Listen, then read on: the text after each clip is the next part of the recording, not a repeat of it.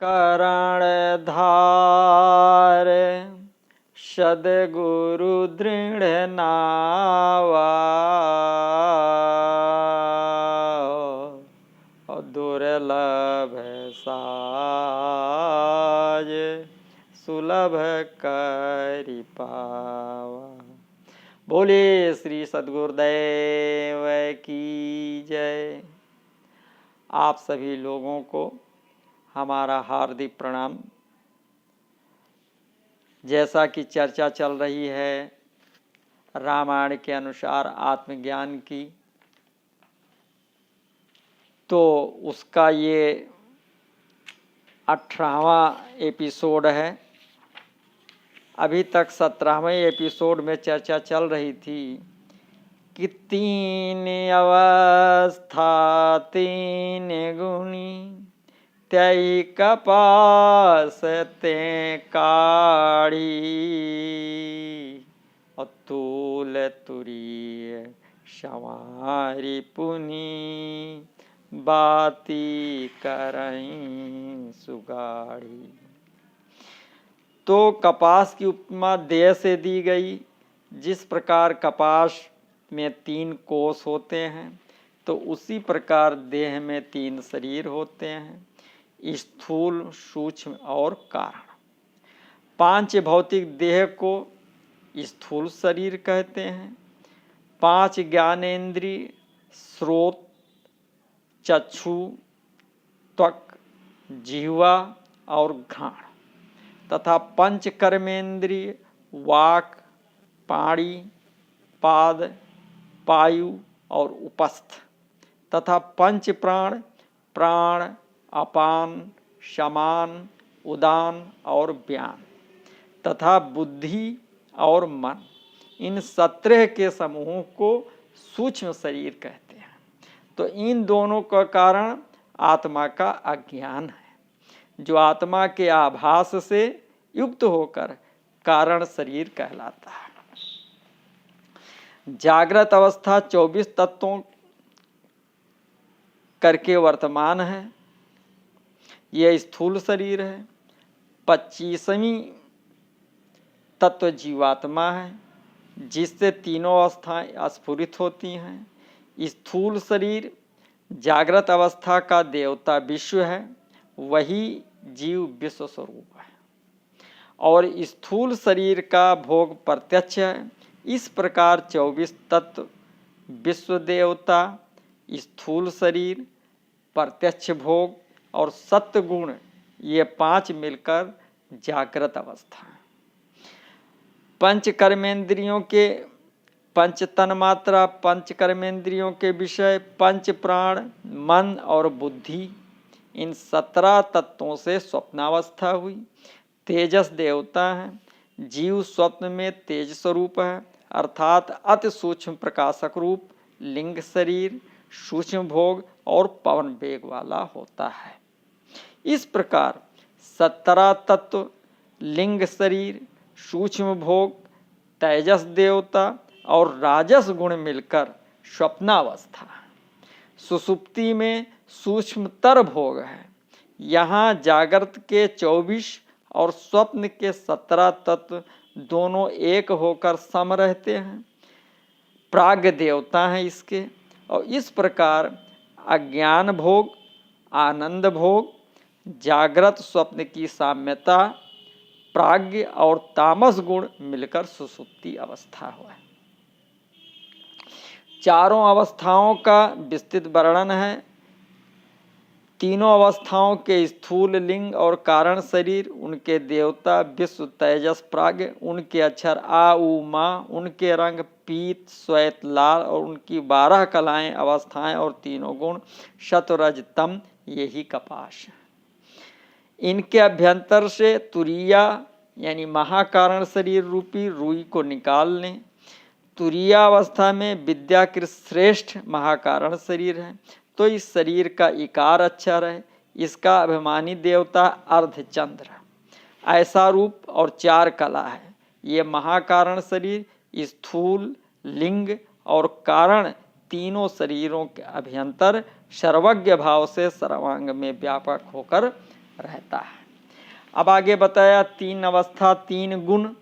इंद्रियों से विषय का ज्ञान जिस अवस्था में होता है उसे जागृत कहते हैं। इंद्रियों के उपरत होने पर जागृत संस्कार जन विषय ज्ञान को स्वप्न कहते हैं।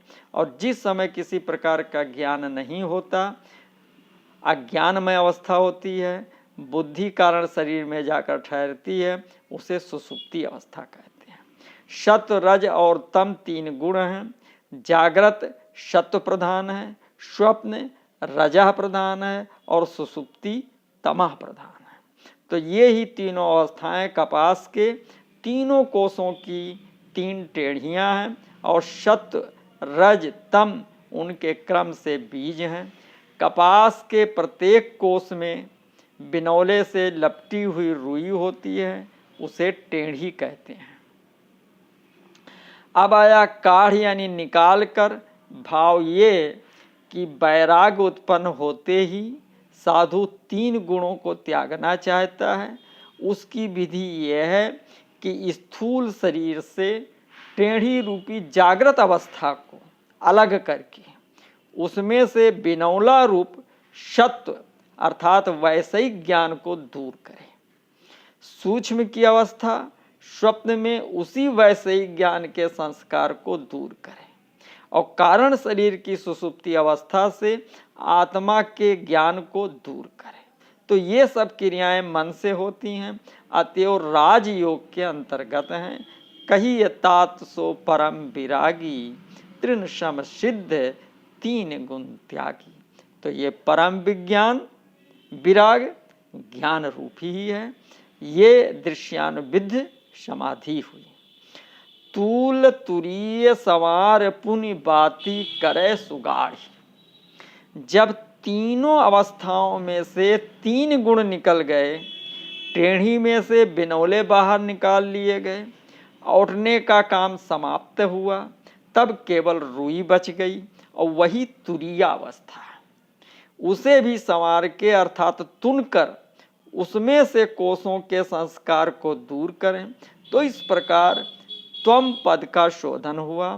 सुगाढ़ी यानी खूब मोटी, अर्थात तुरीयावस्था के संस्कारों को भली भांति घनीभूत करें, जिसमें सब मिलकर एक हो जावें।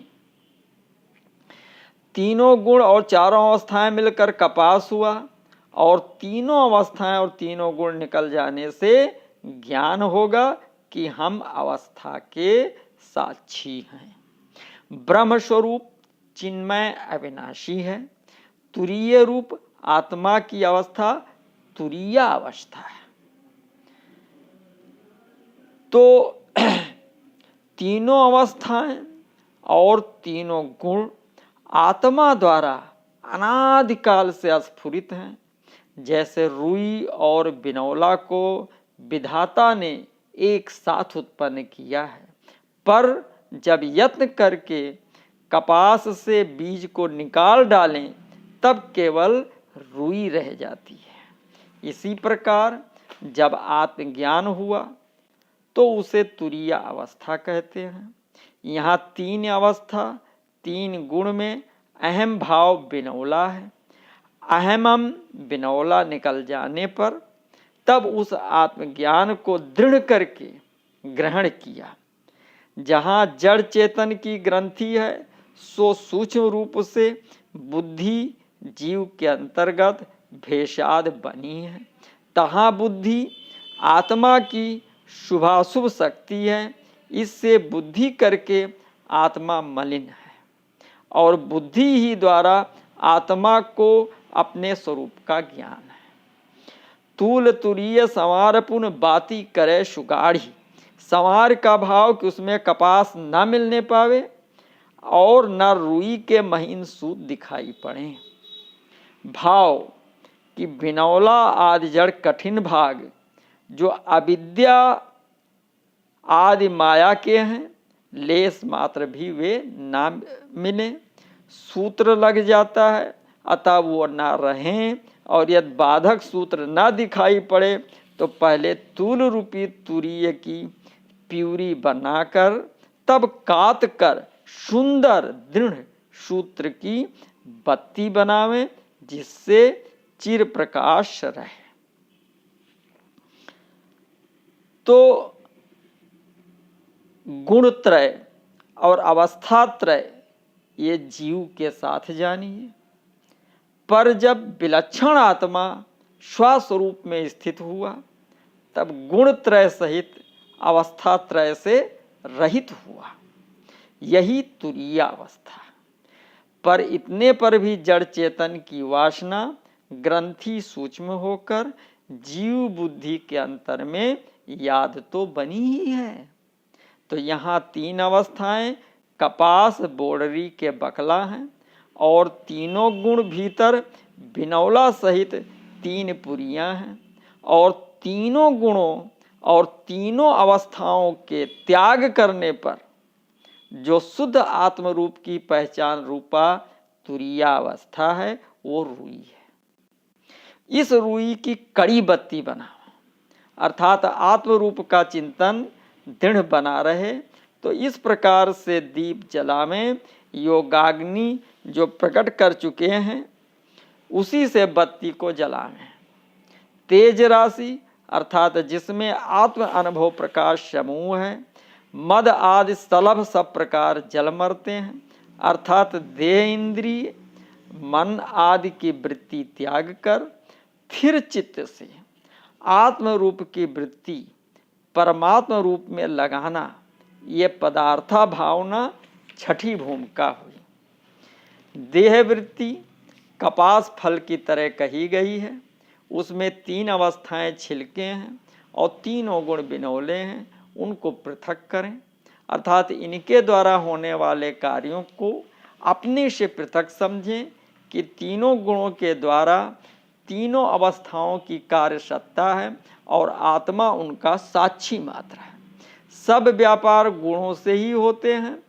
जैसे नैव किंचित करोम इति युक्तो मन्येत तत्ववित्, पश्यन् श्रवन् अस्पृश जिंघन सिन स्वप्नस पंच श्वसन, प्रलप विसर्जन गृहन उन्मिष अन्मिष अन्यपि इंद्रियाणि इंद्रियार्थेषु वर्तन्त इत धारयन्, अर्थात मैं कुछ नहीं करता, देखना सुनना आज सभी कार्य इंद्रियां करती हैं। तो ऐसा तत्वज्ञानी माने।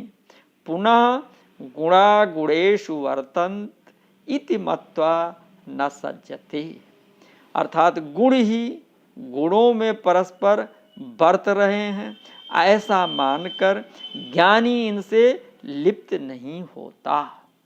प्रकृतेः क्रियमाणानि गुणैः कर्माणि सर्वशः अहंकार विमूढ़ात्मा कर्ता अहमित मन्यते। प्रकृति के गुणों से सब कर्म किए जाते हैं, अहंकार से मूढ़ ही अपने को कर्ता मानता है, इत्यादि विचारों से आत्मा को तीनों गुणों और तीनों अवस्थाओं से पृथक साक्षात करें, तब वो इनकी वृत्तियों से असंग रहकर एक रस आत्मचिंतन कर सकेगा। तो यही विधि गोस्वामी जी आगे बता रहे हैं कि यही विधि ले सै दीप तेज राशि विज्ञानमय और जाता ही जाशु समीप और जरही मदादिक शलभ शब, अर्थात इस प्रकार तेज राशि विज्ञानमय दीपक जलावें जिसके समीप जाते ही मद आदि सब पतंग जल जाए, अर्थात उसी योगाग्नि से इसी रीति से बुद्धि ने विज्ञान रूप दीप लेशा जलाया जो तेज राशि विज्ञानमय है। तो विज्ञान क्या हुई? छठी भूमिका हुई। आगे सातवीं भूमिका की बात चलती है। तो बुद्धि रूपी सखी योगाग्नि से अर्थात समाधि के बल से ज्ञान रूपी दीपक को जलावे। यहाँ विज्ञानमय से निध्यासन ज्ञान तात्पर्य है, मनन ज्ञान से निध्यासन ज्ञान विशेष है। इसी से विज्ञान कहा, जिससे अहंकार आदि शलभ अर्थात अविद्या का बल निवृत्त हो गया। तो यही विधि लेस है दी। तो यह विधि अर्थात कि इस विधान से अर्थात जो पहले कह चुके हैं, प्रकाश के और भी बहुत उपाय हैं। तेल के दिए से भी प्रकाश हो जाता है, विद्युत से भी प्रकाश होता है, परंतु अन्य उपायों से आत्म अनुभव सुख का प्रकाश नहीं होगा। शास्त्र की विधि त्याग करने से कदापि कल्याण नहीं हो सकता। ग्रंथि छूटने के पहले ठीक ठीक विधि निषेध के अनुसार बरतना होगा। अतएव जो विधान कहा गया है उसी के अनुसार करें। यह नहीं कि दूध ही मत कर मक्खन निकाल लें और अथवा घी का काम तेल से ही ले लें।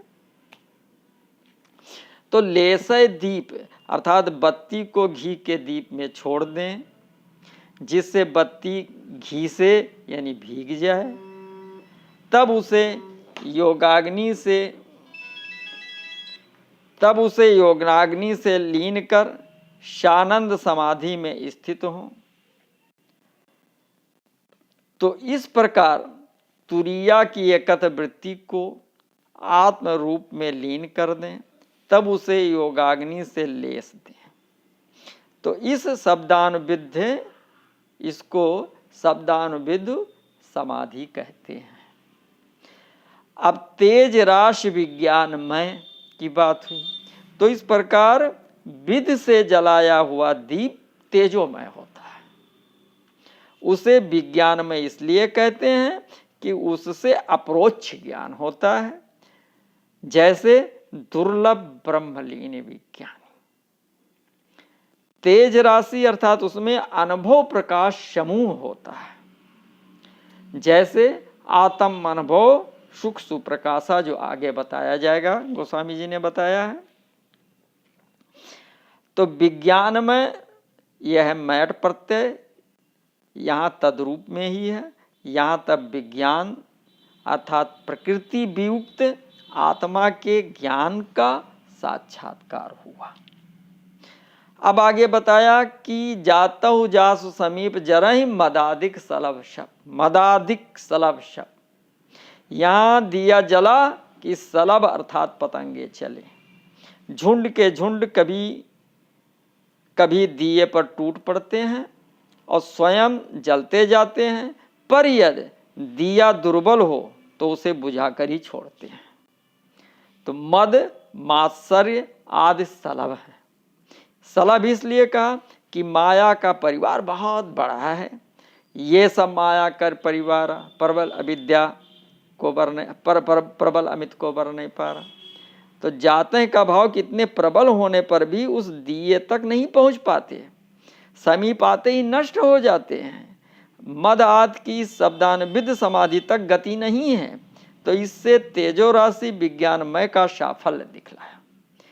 यहाँ मद को आदि में कहकर भाव स्पर्श कर दिया गया कि प्रकृति के परिणाम रूप देह एवं गुणों से ही जात विद्या महत्व आदि के मद होते हैं, और तीनों गुणों और तीनों अवस्थाओं से आत्मा सर्वथा सर्वंग रहित संग रहित हो चुका है।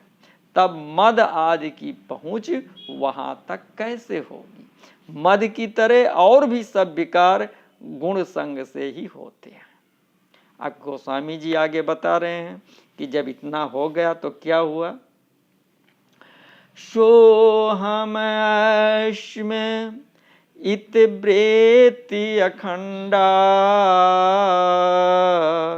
और दीप शिखा स्वई परम प्रचंड। अर्थात सोहम अस्मि, वो मैं हूं ये अखंड वृत्ति ही उस दीपक की परम प्रचंड लौ है। भाव ये कि ध्वन निरंतर अजपा जाप रीति से होती रहे, लय ना टूटे। तो यहां तो अखंड वृत्ति कह रहे हैं और आगे माया के प्रचंड पवन से इसका खंडन भी कहते हैं। यह कैसा? समाधान यह है कि बुद्धि ने अपने अनुभव बल से आत्मा में परमात्म तत्व ग्रहण किया है, इससे अपनी सामर्थ्य भर तो उसने संभाला है, पर माया प्रबल है, अतः उसके द्वारा विघ्न भी बताए गए हैं। गुरु ने शिष्य के प्रति उपदेश किया कि तत् त्वम् अश्। इस उपदेश को दृढ़ करने पर शिष्य ने कहा सोहम अस्मि। अखंड कहने का भाव कि पानी पवन पतंग आदि की बाधा से दीपक बुझ जाता है, वैसे ही ज्ञान दीपक में मायाकृत अनेक बाधाएं हैं, इनसे रक्षा रखें तो अखंड रहेगा, और नहीं तो खंडित होने का सदा भय है।